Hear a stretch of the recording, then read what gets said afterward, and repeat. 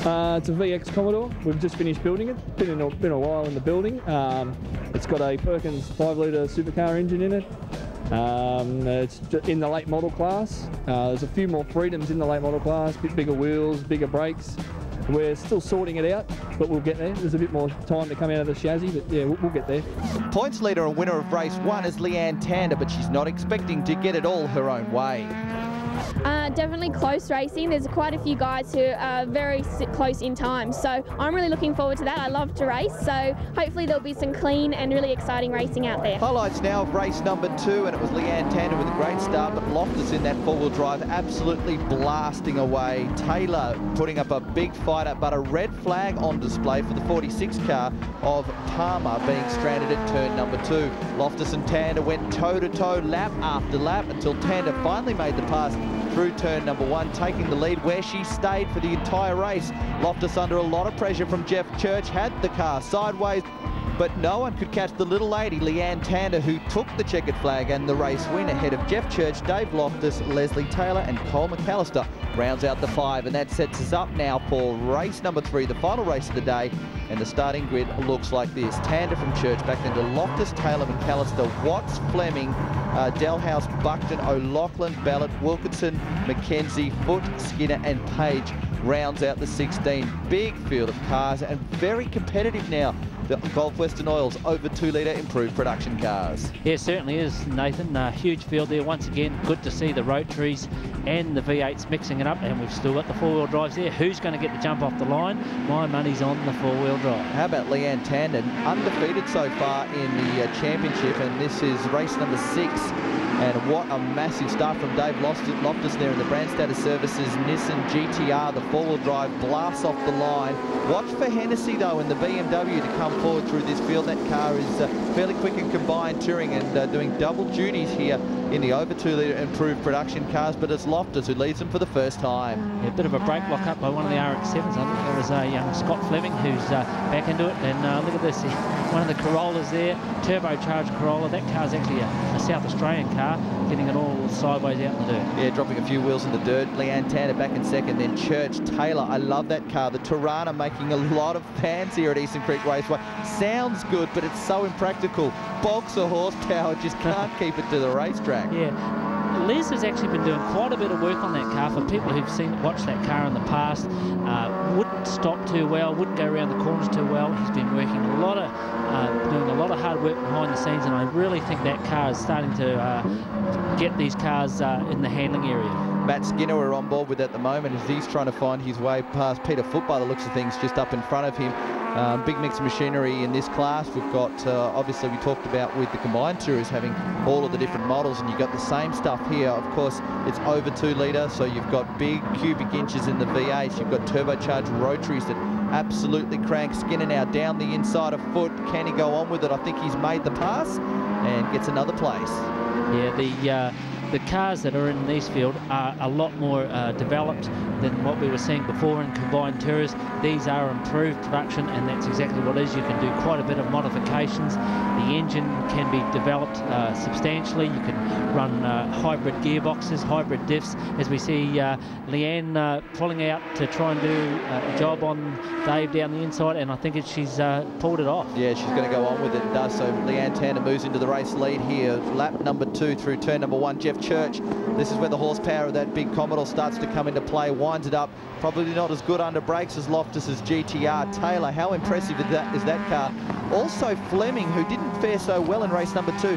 He's inside the top 5 now, so they've really done a lot of work on Fleming's car to get it towards the pointy end of the field. That is a brand new car. The first run, it had that Wakefield Park. Skinner has had a tap and has spun that car around right in front of the field, and he sits stranded in the middle of turn number 2. Red flag. Yeah, red flag on display, Gary. So unfortunately, Skinner is in a fairly dangerous position and unable to restart and move the car. So the RX-4 has been turned around. Let's have a look at it, and he's had a helping hand too. Yeah, Phil Page, by the looks of it, just leant on him a little bit there and turned him around. As you say, he's obviously stalled the car, can't move it, too dangerous to leave it there and continue racing. Yeah, definitely a big tap there from Page. So put that car around, red flag. That'll be back for a full race restart where we are now.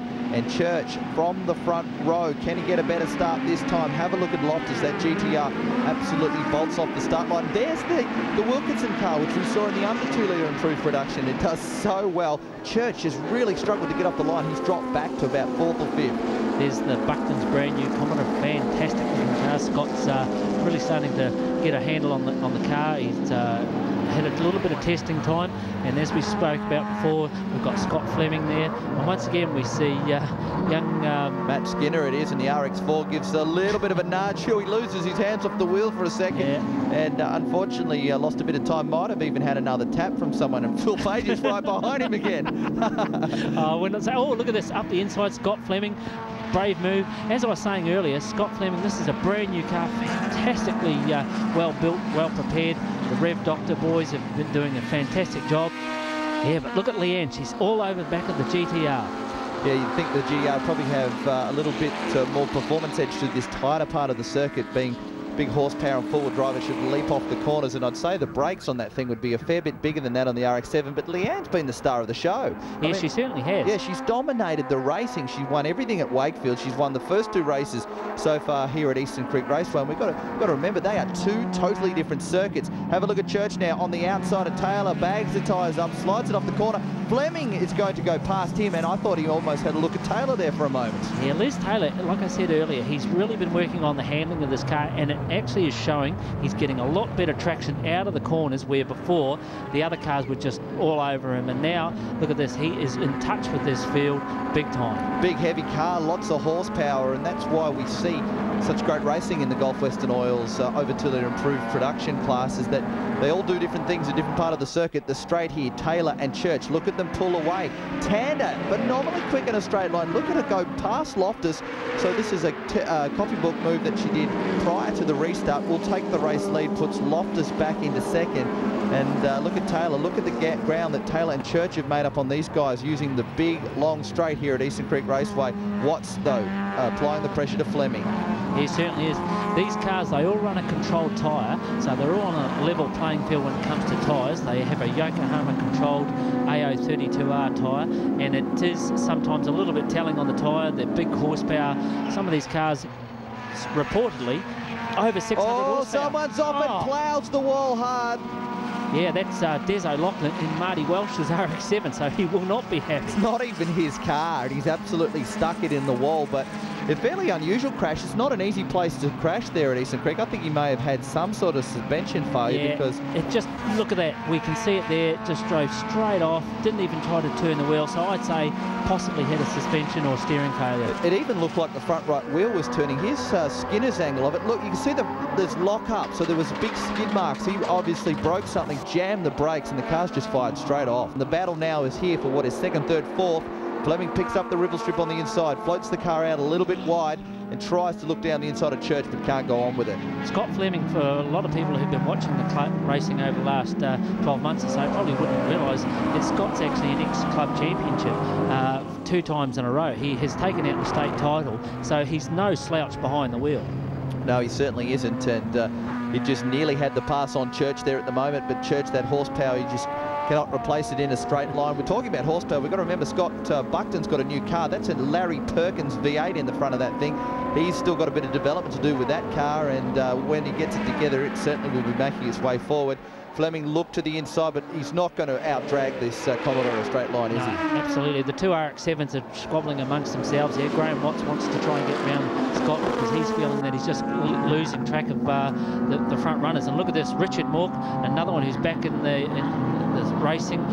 Peter Hennessy, as we said before, running a combined touring car race in the same car. And look at this, all sideways. He's off the dirt, understeer, and collects Tyrrell. That is a massive moment. Well, there'll be huge damage to both cars there. The Gulf Western Oils Commodore and the BMW of Hennessy have had a massive coming together, coming onto the main straight here. It looks as though the damage to both cars is quite severe, and as I said, that is William Tyrrell doing the driving duties of that car. in the Gulf Western Air car. You can see it here. Peter Hennessy just goes a little bit wide, nothing too untoward. He gets out, I think he got suckered into a little bit with Richard Mork in front of him. And then as he's come back onto the track, watch this, folks. Wham! That is a big hit indeed. Hennessy, you probably could have got off the gas. Looks like he may have stayed at the throttle a little too long, which has brought the tail of the car around and the nose. Well, problems also for Buckton. There's a suspension failure of some sort of the front left of that car. The track's a little bit wider than it should be. They start the last lap here at Eastern Creek Raceway, so Church back into fourth. This is where it all counts. They're not going to catch Tander, but second and third is still up for grabs. What has Church got on offer? He's got Fleming in front of him. He goes to the outside. The car shouldn't go around the outside of him there, and no, it won't. He drops back in for fourth. Yeah, Scott Fleming, like I said before, he's an experienced campaigner, been around a lot, does also a little bit of racing in historics for one of the guys he works on the cars for. Jeff Church has got to really work for this, but at the moment he's worried about the car behind him. That's Graham Watts. Yeah, Dave Loftus is also sitting back there watching. I'm surprised Loftus isn't further up the field. Of course, he was third in race number 2. Here is the lady that has just been a dominant force. She is a sensational steerer.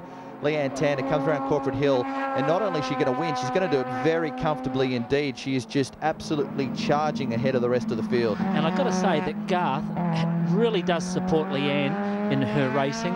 He's at every meeting. And look at this. Oh, Fleming drops some wheels in the dirt. This is the battle for second. We'll get back to Garth's support in a moment. This is the battle for second. Fleming up the inside of Taylor. He bags it up, and he's got the pass. But have a look at this for straight line speed. Taylor puts the foot down, goes back into second. But it's fantastic to see Garth at every one of these state championship meetings supporting Leanne. Yeah, it certainly is great to see Garth at all the rounds that Leanne does. But look at this. Well-deserved win, and once again by Leanne Tander. Fantastic drive. And look at this, quite a gap back to Les Taylor. But look, it's not over yet. Look at this. Scott's on the outside, but the RX-7, no. Look at the power of the Tirana. Can Watts get third? Fleming is going to be hanging on to third by the narrowest of margins. And Church actually takes fourth off Watts. So close. By about 2 feet. Let's take a look at the final results. Leanne Tander gets another victory back then to Taylor, Fleming, Church, Watts, Loftus, McAllister, Bellett and Wilkinson in ninth. Can you believe that? A car that runs in under 2 litre improved production.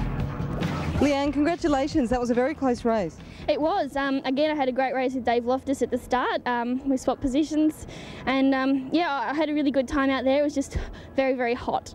It was hard. It was extremely hard. My car's really tough on its tyres, and if I didn't sort of get a bit of a gap and sort of keep them behind me, I wouldn't be able to keep them out at the finish line. But my old bus held together, and I'm extremely happy. Here's the points after 2 rounds of competition. Leanne Tander dominant, out in front on 182, back to Jeff Church, Dave Loftus and Buckton further back in the field on 87.